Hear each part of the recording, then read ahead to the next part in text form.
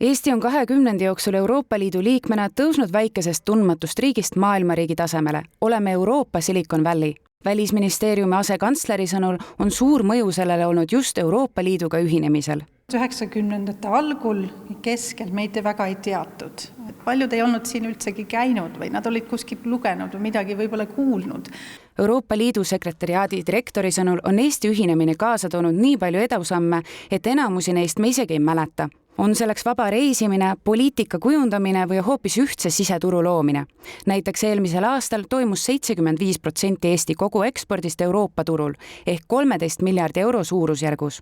Kui paljud Eesti ettevõtted tegelikult teevad oma äri ettevõtlust ülepiiriliselt teiste Euroopa Liidu liikmesriikidega ja kui lihtsaks see on tehtud. Siseturul olemine, Euroopa Liitu kuulumine on mingisugune usalduse ja kvaliteedimärk ka ülejäänud maailmale.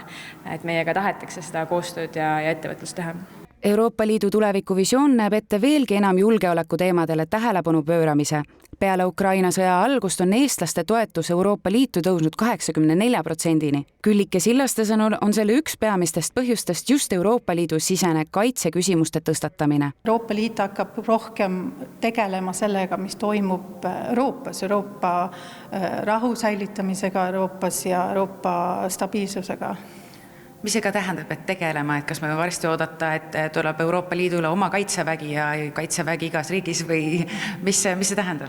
No ei usu, ma usun, et see algab sellest, et Euroopa Liit hakkab toetama liikmesriike oma kaitsetööstuse arendamisel näiteks. Euroopa Liit kui organisatsioon hakkab toetama liikmesriike, et nad saaksid ise oma kaitsevõimet tugevdada. Enne suurte tulevikuvisioonide elluviimist tuleb tähistada ka praegust ja nii oodatakse kõiki osa võtma 9. mail Euroopa päeva tähtsündmustest.